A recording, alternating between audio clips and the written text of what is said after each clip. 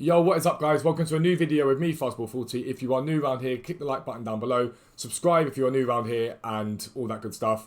And please do feel free to comment on this video. Whether you agree with it or not, please feel free to comment on the video down below. I would be interested to hear your views. But essentially, last night I sort of took some of the evening off to chill out. It's been hectic over on Twitch. We've been automating a lot of stuff for Discord because the channel growth has been mental. And we now need sort of a bot to help keep a control on things over there. But I had some time to sit and watch some TV, and I watched a documentary that came out a while ago on BBC. It was basically about beating the bookies and gambling. And it did get me thinking about FIFA points and their effects on the common user, on people. And then I went onto Twitter, and there's a guy on Twitter called Donk, he's a very, very good trader. He was over there, and he was talking about a post that he'd seen on Reddit, and I've seen these pop up a few times recently on Reddit. And essentially it was sort of having a go at traders for the state the market can be in, as well as obviously EA for the fact that FIFA points are a thing.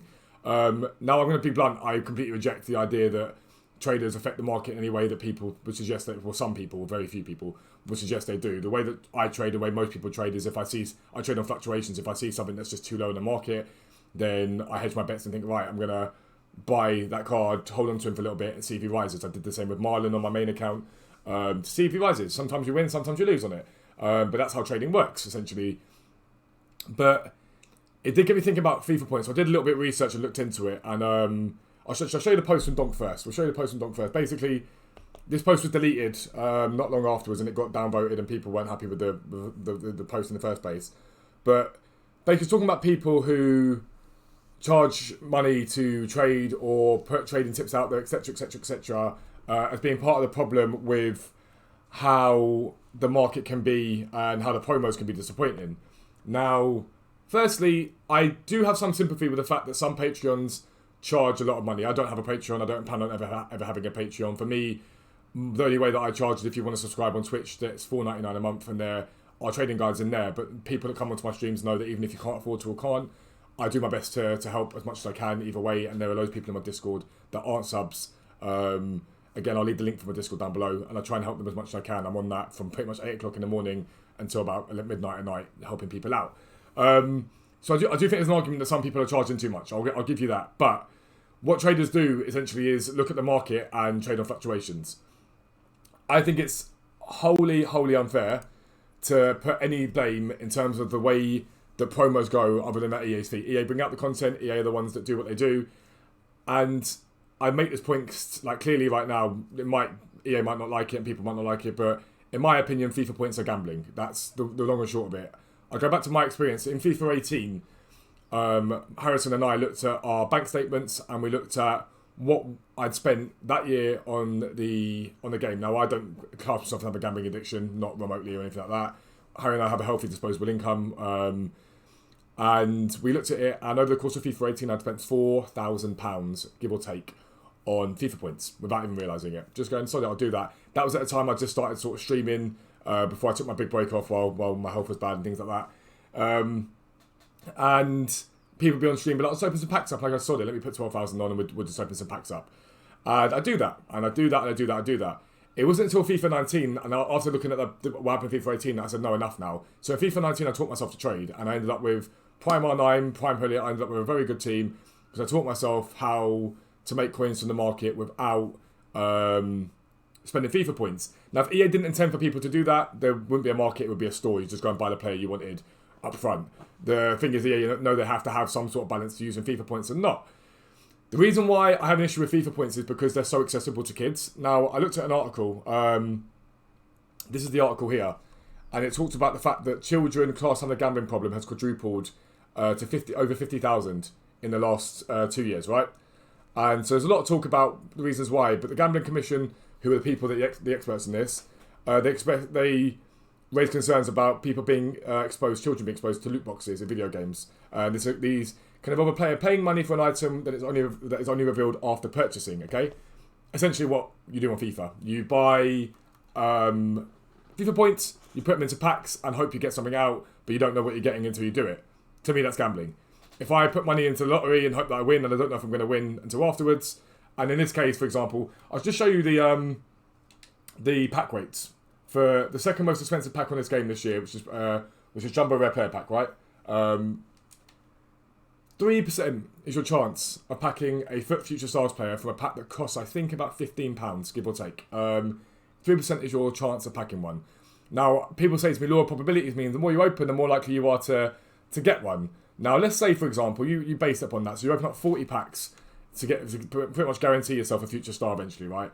40 packs on this game, imagine the cost of that. If it's £15 a pack, about 600 quid, give or take. 40 of these packs, though you don't get 40 a day, you get 8 to be fair. But 3% is your chance, and that's just per pack, is what you get. The odds are stacked heavily against you, and that at the moment is sort of the jackpot. I mean, icons are in there as well, but that's hitting the jackpot. You might get a player in that pack that's worth something. Is it going to be worth the £15 you put in? Highly unlikely. The answer is going to be no. And this is why I don't accept criticism of traders who say to people, right, well, I spend 16 hours a day monitoring the market, learning the market and whatnot. Would you like to subscribe to me? You haven't got to, but if you'd like to subscribe to me, it's this amount. The reason why I think everyone's seen a jump in people going to traders this year is because the game is skewed against the casual player, against someone who maybe has an hour or two a day to trade or to play the game. It's skewed against it. And the main issue I have with this game this year is the fact that icon SBCs were removed. Now, last year, some of you will remember, you could do the icon SBCs for free, basically. You could do the League SBC grind. So you get bronzes, convert them to silvers, convert those to golds. Those golds would end up sort of sitting in your club. The silvers and that's all the cards basically would sit in your club as League SBC players. You don't need to buy one or two maybe for a pack. Basically, what you did is you got out of the packs, you got the League SBC players, and you put those into icon SBCs. Bit by bit, you did them. Within a month or two, you could have most of the icons that you wanted, like at least one at a time. What they did this year, they're replacing with icon swaps, and the reasoning behind doing icon swaps this year apparently was to allow the casuals to play the game, casuals to sort of use icons and stuff like that. It's an utter lie. The reason why icon swaps came in last year was because EA realised that with the content that they released, people were able to exploit that to a degree and grind out for meta cards that they wanted, and it meant that people weren't spending as much money on FIFA points. That's why icon swaps came in. Now, you look at these cards here. We are in February, right? And you can get yourself a baby Ronaldinho from this. You can get yourself... SCN's not bad, to be fair. Vieira's a complete scam. But none of these players are worth that much. I mean, the Prime Lineker here, I think it's like 500k on the market now. Most of these cards are relatively obtainable anyway. If EA had turned around and gone, right, icon swaps is coming out, but there's a baby R9 in there, or there's a mid R9 in there, and things like that, I'd be more inclined to say, well, you did it for your user base. You didn't. What they did it to make it as hard as possible. What they also did this year, League SBCs changed. Now, I'm not against entirely the idea of boosting what are unusable players up and making them good, okay? However, 83 and 84 rated, 84 and 84 rated, 83 and 84 rated, 84 and 84. Even the Premier League, if we go to the Premier League for this year, 84 and 84. Now, last year you had a Vardy at 86, you had a Casemiro that was 89. EA realised people were using these for SBCs and playing the game legitimately, not doing anything beyond their rules, and they removed it and made it and sort of made the power of it lower. I don't know how to best pronounce that, but they basically made it weaker for people to be able to grind out to SBC cards that they wanted. Was this coincidental? No, it was done by EA, as it always is, to make more money. What I've also noticed recently, I'm a silver trader. I trade with silvers. EA, during promos, it used to be a daily SBC. No longer is it a daily SBC. It's maybe one every 2 days. One that this week, the Rare Electrum pack, was one that over 3 or 4 days, I think. That's to stop people from stacking packs. So no silver supply means you can't do League SBC packs as easier. You've got to spend more money on it. Coin sinks you. No daily SBC means you can't stack packs, for example. You're going to see it, this video, the day after, but Prime Moments comes out, which you've got no hope in hell of really packing one, realistically, that people. But Prime Moments comes out, you can't stack packs for that. It makes it more difficult. And everything is skewed around not being able to be competitive without spending FIFA points. Or, in my opinion, trading. Now, I've got guys over on my Discord that didn't trade before in their life and that are now making sort of close to 1 million coins a week, and some of them that are really grinding it out. Some of them are off work at the moment and they've ground it out and they've absolutely nailed it and they're making loads of coins. Do I feel bad for charging $4.99 a month? Well, it's a Twitch Prime, it's a Twitch subscription, basically, so support my content just in general. Do I feel bad for that? Not remotely. I've got to be honest with you. £4.99 a month, you'll make way more than you'll ever make from FIFA points unless you hit the jackpot and pack someone ridiculous. Chance of that happening, slim to nothing. But the game has been taken further away from people, and one of the reasons why this game has been taken further away from people is because amongst all of that stuff that I've just talked about, there's no real mode here, bar friendlies, for casual users. Now, first things first, EA bring out objectives in this game that you can get players and packs from, right? What happens is, you have to do those in a lot of those in Div Rivals. Not all of them, but a lot of them in Div Rivals. So what does it mean? You've got to play ridiculously competitive games against other people who may not be doing that objective. You may be sitting there with 9 first-owned La Liga players in your team and an 84-rated team and come up against a full icon team. So, what a lot of people have done, I've seen Capgun Tom do it, a lot of content creators I've seen do it, is relegate themselves to lower divisions to make it easier for themselves. So all they're going to do there is sit and spank someone who hasn't got a team that can remotely compete with theirs. Or they're not as good because they're sat in Div 5 genuine. They're genuinely a Div 5, Div 6 player, which is fine, completely understandable. Not everyone is a Div 1 player. And it means that you're sitting there getting spanked by the same player left, right and centre. Now, EA did nothing about the fact that people were relegating themselves at all. Why? Because when you go up against someone who's got a ridiculous team and spanks you, a lot of people go, well, I want that team. So they go out and it's impulse buying. I'm going to go and buy FIFA points and try and quickly get myself to a team and improve my team so I can compete with these players. EA, in my opinion, EA should stop that. It's an exploit in the game which shouldn't really be there. If you are a Div 3, Div 2, Div 1 player, you should be playing in Div 3, Div 1, Div 2. If you want to do the objectives, you should be playing against people who are Div 3, Div 1, Div 2. It's why I refuse. Well, I don't do objectives anyway, but I refuse to relegate myself for any objective. A couple of them early game on my main account I didn't relegate myself. I was like, if I'm going to grind, I'm going to grind for it. It's not fair that I take my team, which is relatively decent, I go and spank someone who's got a relatively simplistic team. It's just not fair. In my opinion, I don't like it. But EA have done nothing about that because it doesn't really benefit them in any way, shape or form to do so.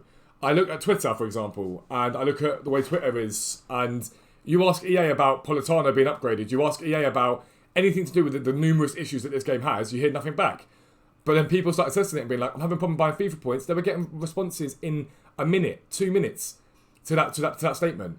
And it goes to show that all EA realistically care about is that money, and that's what they care about.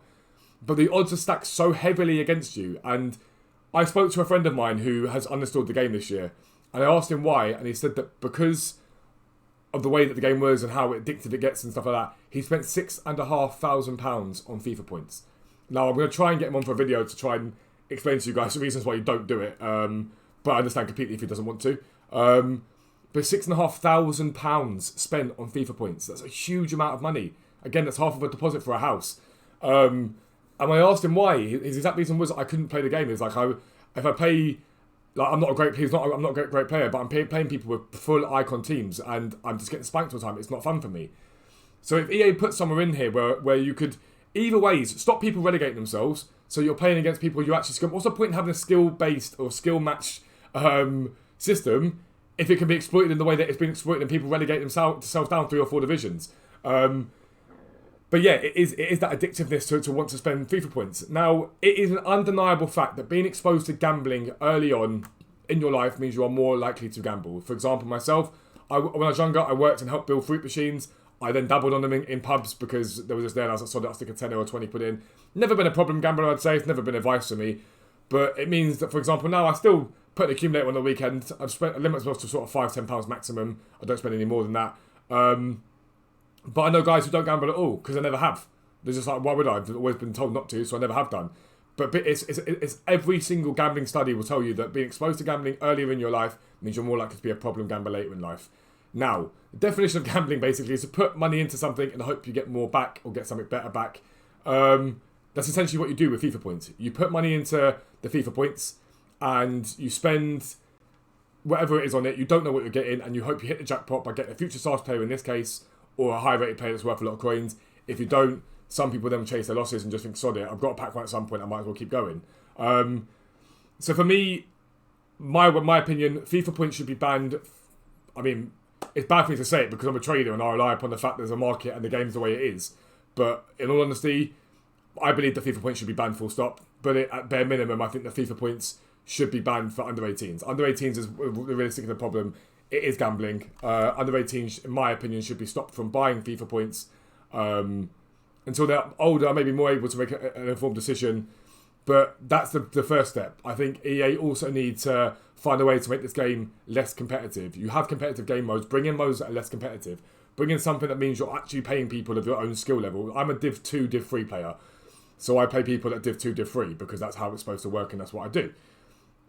They're the first two ones, and I think the content needs to come back to the people again. Go back to old FIFAs when you used to get given a free pack every day, a part of Footmas, things like that. It's all stopped now because all EA care about is $1. That's all they've ever cared about. It's been evident in the way that they've treated the community this year. But for things to change, it needs to come from within the community. Now, I'm not gonna criticize creators that open packs as part of the content. It's a thing. I understand that they make money from it. A lot of them make profit from it, so I understand that. But I see the likes of Bates and Castro, for example, spending 15k and stuff like that over the course of a promo on packs. I see the likes of Capgun Tom, one of my favourite guys, to be fair. I know people criticise the guy, but I like the fact that he says what he thinks and he's got his heart on his sleeve. But the likes of Capgun Tom that do pack openings and things like that, it's part of the content, so I understand that. But it would be great if at some point, as a whole, and I know it's been mooted before, but collectively the community says, actually, no, we're not going to spend FIFA points this time. Now, I know that's going to hurt their earnings, it's going to hurt what they bring in, so I understand it's not likely, but I think it needs to come from the community. But I also think the common man, us guys, that like I say us guys, I'm a creator, but let's be honest, I'm a small creator. We need to stop now and say, actually, no more. I'm not doing it. I'm not spending your money until this game comes back to what it should be, which is about us and the experience we're supposed to have on your game. We're not going to spend FIFA points with you. There needs to be some form of movement that stops it from happening, and it's happening as it happens right now. Belgium, for example, FIFA points are no longer sold there. France, a lawsuit's being brought around as we speak. The UK considering whether or not it's gambling. America's doing the same thing. EA will be in massive trouble if this happens because it will mean that their bottom line, their pockets are hit hard. Do I think that you need a total ban of any sort of mechanic like this? Not necessarily, but I do think there needs to be some form of transparency. I do think the FIFA points themselves inherently are wrong, and I think there's a way you could bring the game out which would still have a market, still be able to have a similar sort of experience without absolutely bankrupting people. Or the opposite to that is, if you are going to use them, then make them more attainable. Give people another option. If you're going to make FIFA points in the game a thing, go back to what it was before, where you could legitimately have fun on the game without having to do so. Now it's, in my opinion, you've got to have a big wallet to have fun on this game, to spend FIFA points to have the best players. Make it obtainable. Make things obtainable. Make it so that people can play this game without having to do it. They can open packs up if they wish to without having to do it. They can grind for that prime icon without having to do it. For me, FIFA 19 probably had the content just about right. I think there was a good mix of content, and it meant that people could grind if they wanted to. Let people go back to grinding again. Correct the mistake you made with removing icon SPCs, and just correct all the issues you've made that have made the community so toxic towards you in the way that it is right now. I look at Twitter, and I've never seen it more toxic than it's ever been. But that's my take on FIFA points, and that's my take on why FIFA points are a problem at the moment.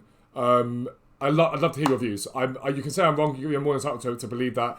I don't believe I am. I don't believe traders are really the problem. I believe traders are offering a service that is far, far and away better value than anything EA are offering right now. But let's end the video. If you're new around here, subscribe down below. As always, click the like button and all that good stuff. But for now, lads, I'm out. Peace out. Speak to you soon.